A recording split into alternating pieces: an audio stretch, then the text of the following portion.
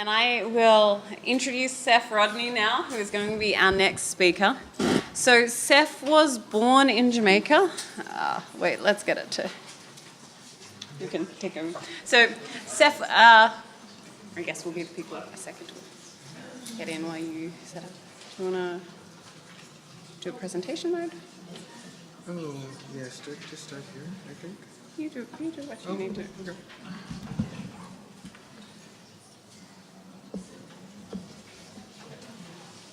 Shall we do it as play? Yep. Okay, so Seth Rodney was born in Jamaica and grew up in New York City.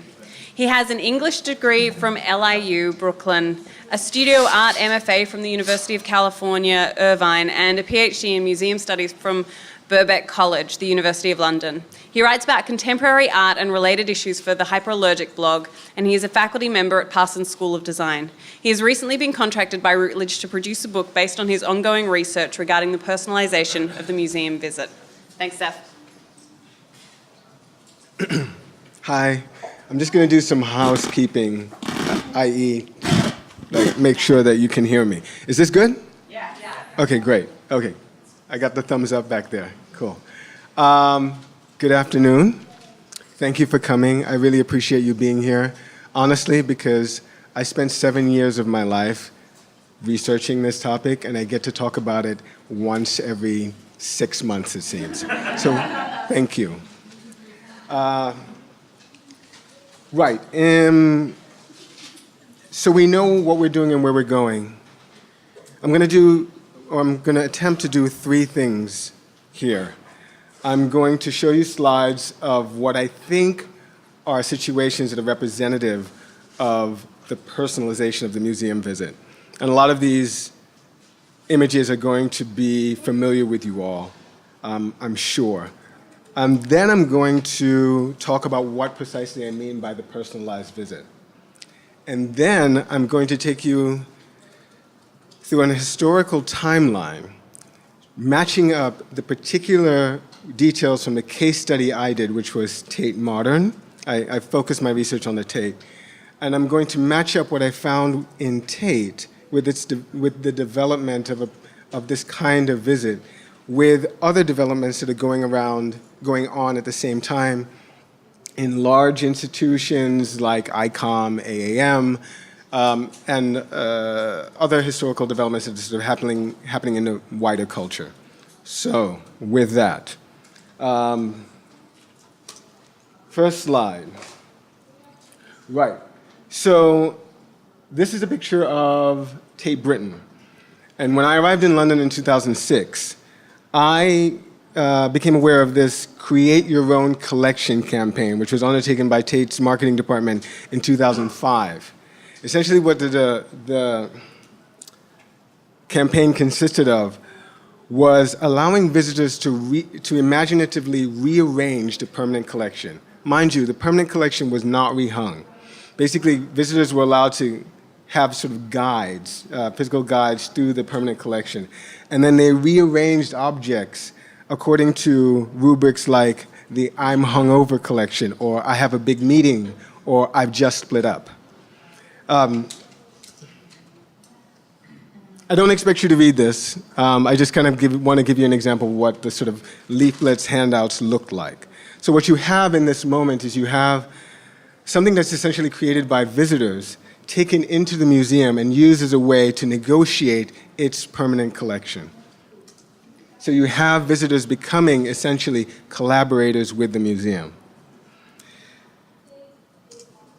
In 2009, late 2009, at the Van Abbe Museum in the Netherlands, the museum created a project called the Viewing Depot, where they allowed visitors to choose works from the catalog to be displayed in one room in the museum. This is an image, by the by, of all the names of the contributors on this wall. And then you see the title of the project, Social Medium, on the adjacent wall. I'm sorry. I've confused things. I apologize. This is actually a picture of the Seattle Fries Museum. They launched a social medium project in 2014. And this is the same thing. They basically allowed visitors to make selections using social media, Facebook, Instagram, Twitter, to request their favorite painting from the museum's collection of 232 works. The museum director, Joanne Dansker, in describing the project, refers pointedly to quote-unquote citizen curators exchanging their ideas with the museum. The viewing depot example, apparently I don't have a slide for. This is Boston Loves Impressionism, or rather an image of the inside of the Museum of Fine Arts in Boston. They used the internet. They allowed visitors to vote on their webpage for their favorite works that they would like displayed in the museum, and they received vouchers for free admission on the exhibit's opening night. So again, you have an example of the museum soliciting visitors to give their input, which directly translates into what the museum ends up showing within their environs. And then this is an example of Capture Parklandia, which is an exhibit that took place in the same year. Again, this is just 2 years ago, 2014, at the Portland Art Museum. The hashtag Capture Parklandia was used to electronically tag photographs of parks in the city, and they were conveyed via Instagram to the museum's webpage, which is dedicated to this project. And the photos were displayed in an up-to-date feed located on a map of Portland, and some were actually printed out as trading cards to give visitors to the museum. So you have that, and I think I have, right, that's a second example of that. And these are taken from Instagram. And then finally, I have, this is at the Stedelijk Museum. Right, this is a project called Your Line or Mine, where the museum laid out pre-printed sheets of paper that included drawing instructions. And then, as visitors drew on them, they took them and linked them together in a dynamic animation that was projected on screens within the museum. So you see there a child doing one of these drawings that would eventually end up being animated. Right. So I think that's the end of my slides. So what I'd like to do now is to explain how we get from these examples to what I'm calling a personalized museum visit. Let me be clear. As my second supervisor, Gordon Fife, would insist on, I need to be clear about my methodology. What I'm doing is I'm not talking so much about museums, although of course I end up talking about institutional history, it's impossible not to. I'm not talking so much about visitor behavior, although of course I am referring to that as well. What I'm talking about is the interaction between the institution and the visitor. That's why I talk about a personalized visit. How does one possibly grasp that kind of abstract thing? With what kind of tongs? Right. Answer is, I look at how it's been discursively constructed within the discourse of museums, right? So I've used a case study in my, as I mentioned before, the Tate Museum, and looked at their historical records, which are thankfully located in one place in their archives at Tate Britain, mostly constituted in what they call the Tate Reports. So from the moment of its inception, from its separation from the National Gallery, it begins to keep these reports. And I use these as a sort of way to talk about how this visit, and I show how this visit develops by doing this kind of documentary research. So what I mean by the personalized visit is this. It's an interaction between the institution and the individual that is shaped by the particular historical context we're living in, and appears within museum discourse as a set of expectations premised on the broad institutional recognition of the visitor as both an independent meaning maker and a consumer. I'm going to get to the consumer part of this, which is pretty critical, in a moment. So this discursive construction signifies an epistemic shift, which is expressed institutionally, moving roughly from one era which has been described in the literature as the golden age of the public museum, to which has at its core the chief concerns of centralization, specialization, and classification of a collection, to a modern museum project which begins roughly after the First World War. In that time, museums in both in both the United States and Europe begin to explicitly regard themselves as educational institutions. The visitor in this previous paradigm, this what I'm calling an educative museology, is roughly coextensive with a generational shift where in that educative museology, when you come into the museum, you're imagined to be the ignorant pupil, right? And the curator with his or her expert knowledge opens up your brain and pours in that knowledge, and you go away equipped with what they had. So at this point, visitors begin to be conceived as someone who needs to be educated. What I'm arguing is after this shift, after this turn towards a personalized experience, you have someone who is conceived as having ascertainable needs that must be met in order to entice them into the museum and to keep them coming back. In other words, the visitor becomes a cultural consumer. Why does this happen? So there's a bunch of things that happen at the same time. There's a panoply of historical developments. And this is where it gets somewhat complicated. So there's a combination of factors. There's a palpable difference between what happens in Europe and what happens in the US. I kind of end up talking about both because my case study is based in Europe, but my subsequent research has examined US-based institutions. Let me start with the UK. From the 1980s onward, the standards of enterprise culture were applied to the so-called third sector, that is the not-for-profit institutional sector, by a Thatcherite administration that remade the system of governance and management of museums by imposing on it this idea of value for money, which they impose as the chief rubric for assessing the merits of public institutions. So what you have essentially in the 1980s is this shift towards this neoliberal agenda, right? At the same time, you have in Europe the onset of a new museology.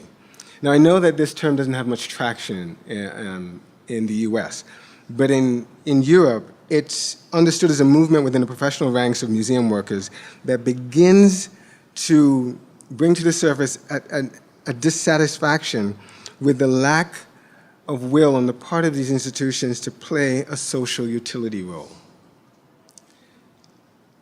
I'll talk about this more, but let me just get through the other things that are occurring at the same time. There's also a notion of a visitor as a self-realizing actor coming to the surface, within discussions around educative museology. It issues from a crisis. Essentially, researchers begin to recognize that there are significant portions of museum experience that are largely ignored in the attempt to gauge learning outcomes, right? So you know this, that researchers are frustrated by the fact that visitors are supposed to be learning this and that, and then when you ask them at these sort of post-visit surveys, you find out that they don't. And so what did they learn? What did they get out of this? These kinds of questions led to what I'm calling, and what several researchers call, particularly Eileen Hooper-Greenhill, call a crisis in learning theory within the museum. What happens in the US, I think at the same time, is slightly different. You have the robust development of what I call, well, not only me, but what several researchers call an experience economy.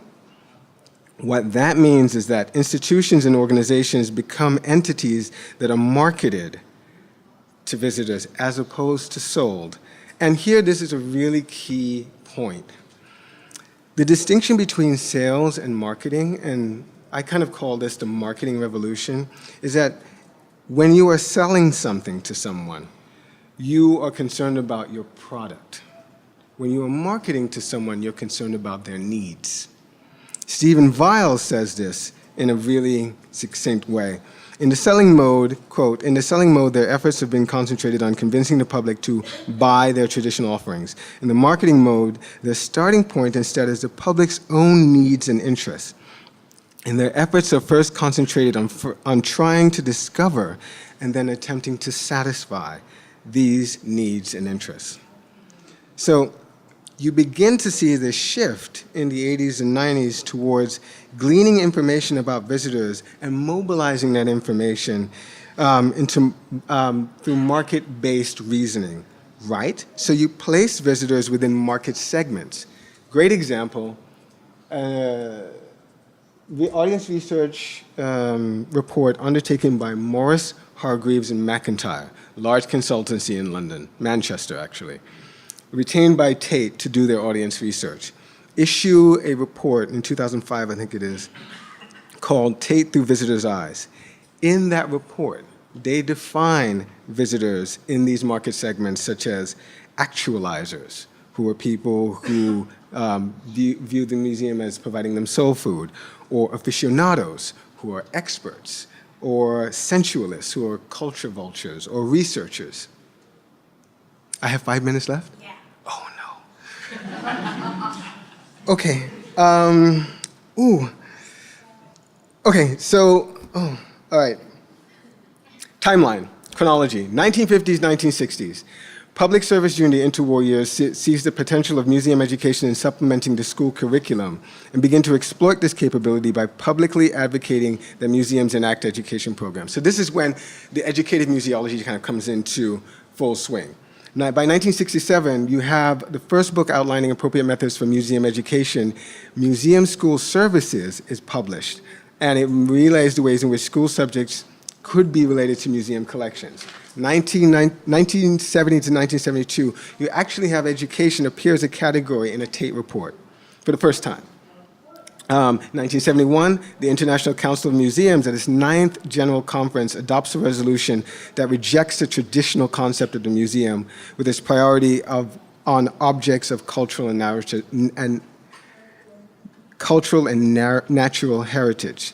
Then in 1973, just 2 years later, you have the largest and most prominent body organizing museum professionals in the United States, then the American Association of Museums, now the American Alliance, also manifesting a call for museums to take up this identity as educative institutions.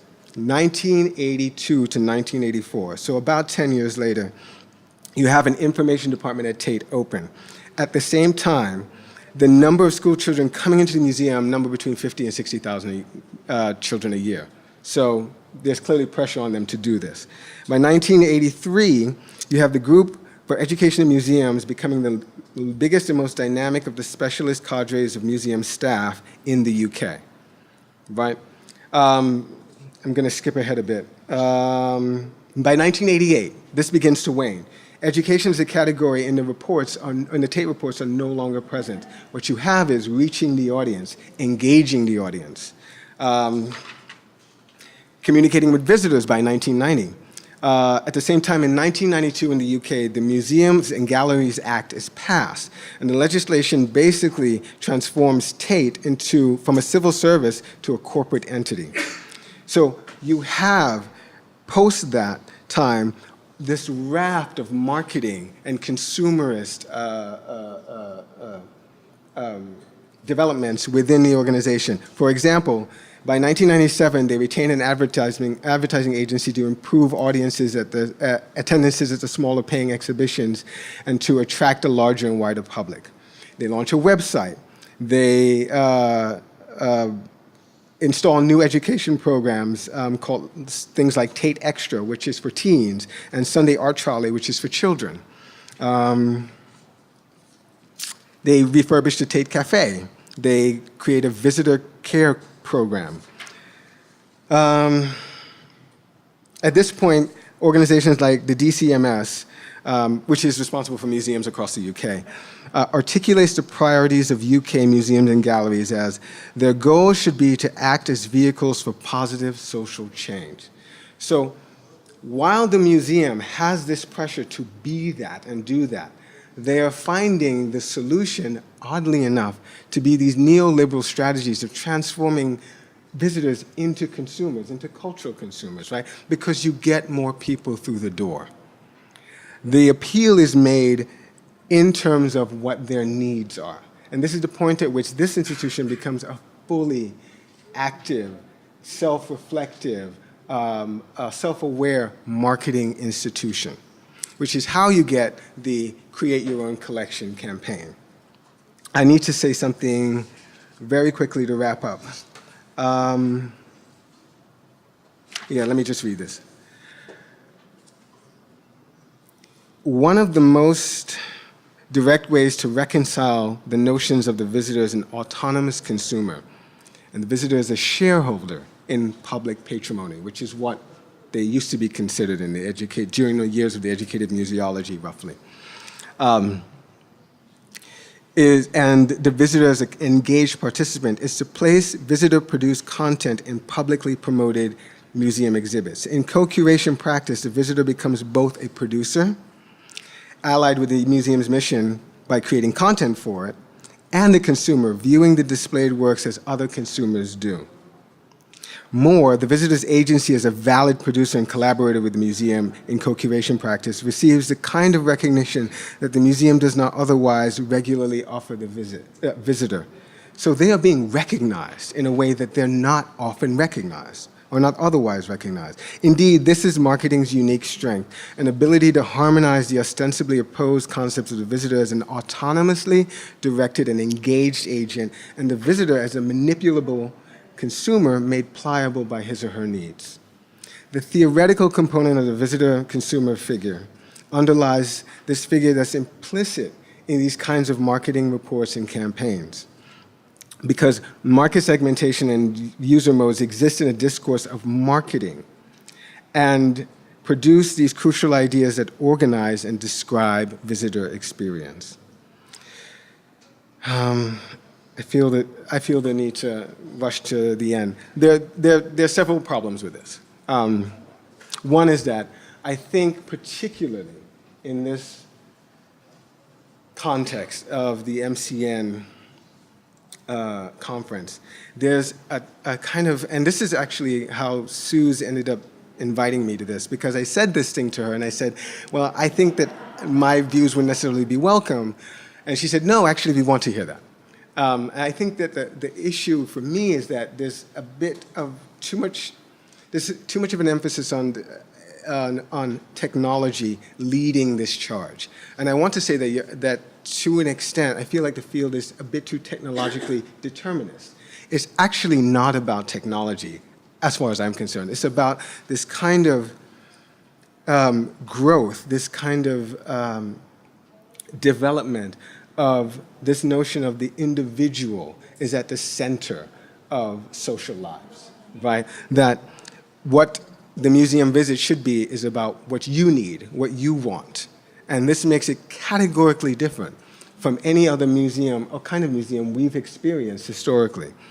So there's a kind of neoliberal takeover, right? But here's I don't know any other way to say this, here's the bitch of it. The museum has always failed in this Enlightenment promise to be representative of the general public. The moment that it begins to get close to doing this is precisely by allowing this sort of neoliberal takeover, right? We collapse into this miasma of, well, you have needs, I have needs, let's just meet those needs, and you'll keep coming back. So I have to leave you with that dilemma, like what do we do about that? At what point can we rescue this notion of the museum being constitutive of a civic society? And by a civic society, I mean neither the place of work nor the place of home, but the place where we commonly come together because we're actually interested in each other's lives and we think we can do better by coming together. Thank you.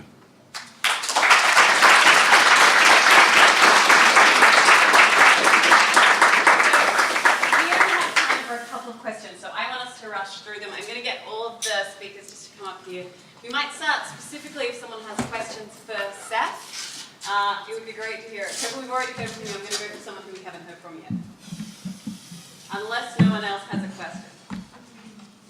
Okay, Kevin, you get it.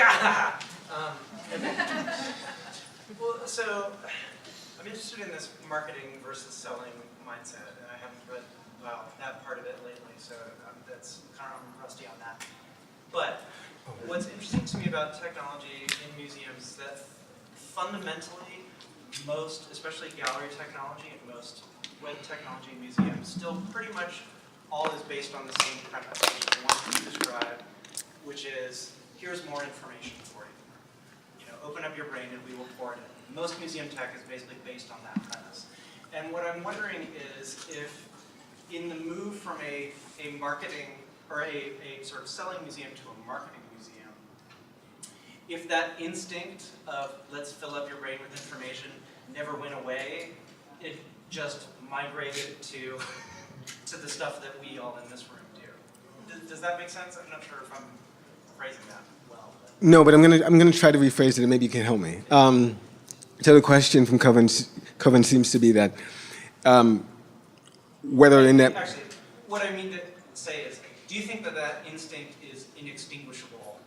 Oh, the instinct to educate, never essentially. Went away, Right. It just like went somewhere else. Right. The instinct to. Sort of primary kind of public face of the museum. It sort of went into like, okay, now it's in your iPad app is where that instinct went. Yes and no. I mean, this is difficult because what I'm talking about is an emergent property, right? It's something that's happening now. So I sort of don't have the benefit of 20 years of sort of hindsight to say that perhaps the educative impulse or desire is just migrating into different sort of platforms and different media. It's very well possible that it is. I just think that the distinction that I make that seems key to me is that the museum doesn't have to educate anymore, that it can simply entertain. It can simply be a method or an arena for socialization. It can simply be a transactional venue. Like I mean, I think that yes, to answer your question, yes. Yes, that probably educative instinct doesn't go away, but what is being mitigated by or ameliorated by, changed by is having that be sort of one of a menu of options. Other questions, guys? For any of our presenters at this stage?